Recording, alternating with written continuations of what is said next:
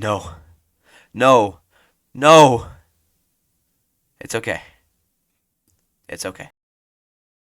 Hello ladies and gentlemen, and welcome back to the Empires of the Undergrowth Deathless Challenge. In the last video I covered Tier 1. I highly recommend watching that video before watching this video, as I'll be covering Tier 2 in this video. The rules of the run are simple. I may not lose a single ant during each mission. Deleting a level 1 tile counts as losing an ant. The run is completed on easy difficulty, as there is no way this is even vaguely possible on anything higher. In the last video I did not include a kill counter, but it was in the thumbnail. I'll keep the live kill counter in this video, which starts at 681 kills.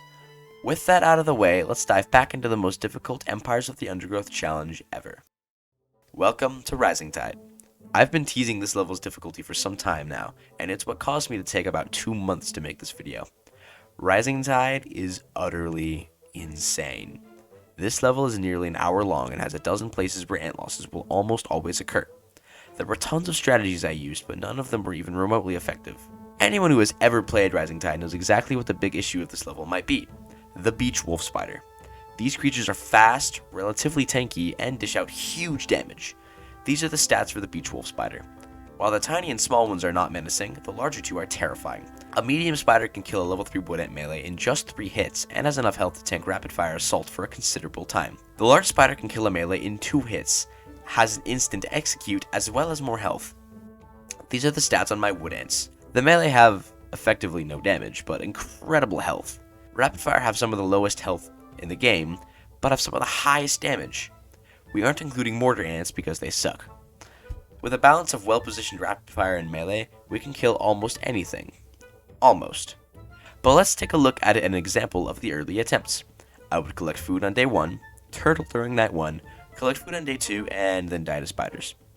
We cannot fight spiders outside due to a mechanic where they call for help, causing other spiders to flank and execute. So, what exactly can I do?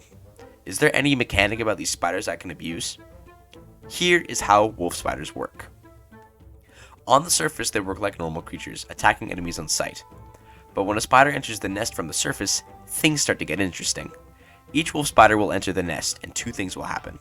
1. They will start an internal timer that seems to be about 40 to 60 seconds. 2. They will pick a cluster of tiles at complete random and path to it. A cluster of tiles can be 1 or it can be 1,000. Remember my known tiles connected video? Each unconnected tile counts as 1 cluster. This means that 19 tiles all connected can be 1 cluster, or it can be 19 if they are spread apart. Anyways, back to the spiders. The spider will path to the target cluster of tiles, and when it gets there, it will repeat the following chain of events. Once it reaches the tile, it will attack enemies on sight until there are none left. Once there are no enemies left, it will ask, "Is my internal timer expired?" If the answer is no, it will path to another completely random set of tiles. The cool part here is that on its way from one tile to another, it will not attack enemies, only when it gets there.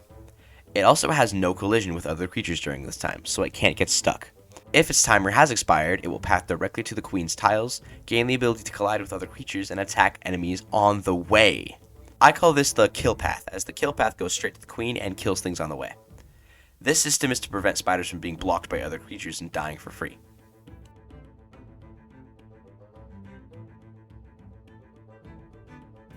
The reason they gain collision only after is to prevent spiders from being blocked by other creatures and dying for free. But something interesting can be abused.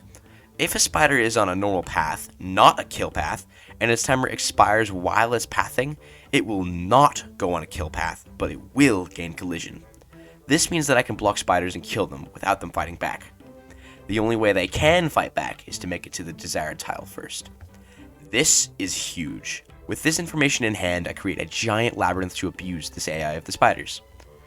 This, of course, only happened after the terrible starting attempts. Despite this plan, many runs are lost to other things. Let's talk about daytime. What threat is there at day? Well, the enemy wood ants. It turns out these special wood ants will spawn on the 2nd and 3rd lanes. They have no level, a completely black head, and have the stats of black ants. These are the same wood ants to cross the horizontal center of the map and enter the south section, potentially interrupting your ants while they gather food. These are being called runners. Runners are incredibly annoying. They are random, and I usually cannot reliably keep my whole army together. If a runner catches one of my rapid fire alone, the rapid fire will usually die, unless it's level 3. But even level 3 aren't safe, as on later days, more runners are sent, and sometimes I can be hit by double runners.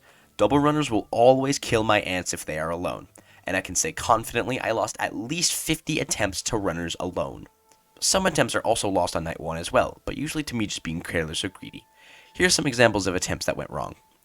A runner intercepting a wood ant. Classic. Me being greedy. A rapid fire gets focused down by a crab. Unlucky with spiders. Really sucks. And this attempt. I barely managed to save this melee under attack from a runner, and then notice there is a melee to the east that can hit by triple runners. Thank you, game. All things aside, I had about half a dozen attempts out of the hundreds that actually made it to night 3. On day 3, I opt to simply do nothing. I don't need more ants, so I don't need to go collect more food.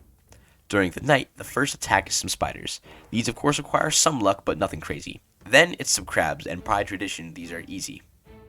But then, disaster strikes. It's the mother wolf spider. Her spiderlings will sometimes split off and attack my queen, but they're weak enough that it's fine. The mother, though, is a problem. And problem is an understatement. I put my ants into position for the labyrinth. Time is looking good, and she should have gained her collision by now. Wait, she ran right over my ants. Then she goes on a kill path to the queen? This was incredibly unlikely. Well, I guess I'll try again. Huh. The same thing happened again. This is where the most crushing piece of information revealed itself. The mother wolf spider, by default, can walk over smaller ants, and can never get stuck on them. This piece of information was enough to make me quit for about a month. I got the speedrun world record for the whole game instead, because that was easier. Until a fellow challenge runner, Incandescent, pointed out something to me. I could use the queen to tank for the mother spider. I hadn't really considered this, and I gave it a shot. Here's how the winning attempt went. The early game starts out like normal, with some food collection. Above average ant count by the first night. Because of this, I can play safe and not get greedy on the surface.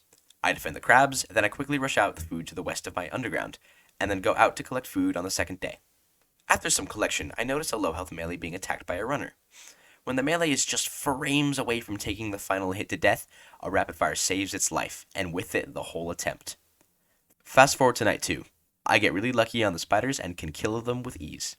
Skip to day 3, nothing cool to talk about here.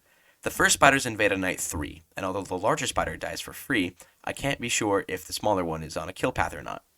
I decide to fight it normally. It was in fact not on a kill path, and got stuck anyways, so it died. The crabs invade, and oh no, I almost died of boredom from how weak they were. Jokes aside, the finale is in my nest before I know it. Most of the spiderlings go in the labyrinth, and I wait for the mother to use my strategy. I have to constantly be watching the workers so they don't path back to the queen and die. As the mother approaches and runs past my ants, she ignores the queen, and even yet, she runs back into the labyrinth. This is odd, but it means I can kill the rest of the spiderlings and reposition to deal with it better. Soon she comes back around, and I get ready. All my ants that had hatched had not died yet, and I was not about to let them. My heart pounds as the spider sinks her fangs into the queen. The rapid-fire advance, using their mother as fodder to take the arachnid down. A melee pathed home. It was about to run into the spider, but it was too late. The spider is dead, my ants are safe, and I had successfully conquered the beach of rising tide, with 68 kills, but 0 deaths. Queen of the Hill is insane. Another time defensive mission, and I have to sustain attacks from hundreds of enemy ants, somehow with no deaths. Each day I am starved for food. There are no spiders, but the number of ants is a whole new beast. I start the level with high hopes. The workers go outside for food collection, and I begin to create my soldiers. With some spitters in melee, the first attack waves show up, from the black ants. I get into position to defend. Why are there only 3 black ants? Whatever, these day 1 attacks are never that large anyways. Why are there only 5 wood ants? Okay, so far this has been really easy. Especially because they all take double damage. Well, I keep collecting through the night, and by morning have 2 groups of upgraded ants. Now it's time to face these terrifying waves I've been talking about. The first black ant wave approaches, and the hundreds of black ants more than overwhelm me. I mean, they tried to at least. Apparently the number of ants on easy and medium is roughly cut into 1/5. I think this mission was a bit undertuned on easier difficulties. The wood ant waves are hardly larger at all. In fact, there are so few ants that the colonies combined didn't manage to send even 200 ants. The level continues, and my level 3 melee are practically invincible against this insignificant number of enemies. The tide rises, my opponents are flooded, and I escape with 173 more kills, but 0 deaths. Now, back to a mission with some actual difficulty. Unlike Queen of the Hill, Formicarium Challenge 2 does actually have wolf spiders, which means it will be one of the hardest levels in this challenge. Luckily, the over 100 attempts and 40 plus hours I spent on Rising Tide gave me the time I needed to think of the perfect strategy for this level. The problem I have here is, I cannot use a labyrinth as the scientist sends 10 whole spiders instead of the 2 or 3 on Rising Tide. First of all, I do not collect the wood ant. Wood ants are amazing for damage and will be utilized for later Formicarium challenges, but I never want to trade health for damage in a Deathless challenge. I couldn't do this in Rising Tide because the damage melee do doesn't compare to the damage the black ants do in the Formicarium. So, I make this huge chamber of 99 black ants. Remember how wolf spiders work? I need to minimize the amount of tiles in my main nest to have the highest chance of wolf spider manipulation. This way, I can reach the maximum population with the same number of chambers. Now, I dig south and then have 2 branching tunnels going left and right of that. At the end of these tunnels, I place lots of bait tiles. This will cause spiders to path to them, and then path back and forth between both ends of the tunnel without attacking ants inside of them. By clogging this tunnel to the brim with black ants, the spiders will run over top of them and then get torn apart by the angry crowd of black ants beneath. Sure, this would require a little bit of luck, but this was the best plan I had. On my first attempt, I accidentally lost an ant to the tiger beetle. I kept going to see how the spider plan would go, and it worked. Sure, it wasn't perfect, but with a little luck, this was totally possible. With some more attempts and some more luck, the tiger beetle is easily killed, and all 10 spiders are masterfully taken apart by the swarm beneath their feet, including the mother spider. The screen fades, a dialogue is played, and I have completed tiers 1 and 2, with a grand total of 1,605 kills, but 0 deaths. With that, half of the completable campaign has been completed, completely deathless. New Home, Subjugation, Formicarium Challenge 1, Rising Tide, Queen of the Hill, and Formicarium Challenge 2. Next up is the jungle, with the leafcutter ants. Although we have access to the mighty leafcutter major, the jungle is a harsh and unforgiving place. Even worse, the scientist is planning something a little more hands-on. Thank you for watching. I hope you enjoyed, and stay tuned for Deathless Tier 3. Peace.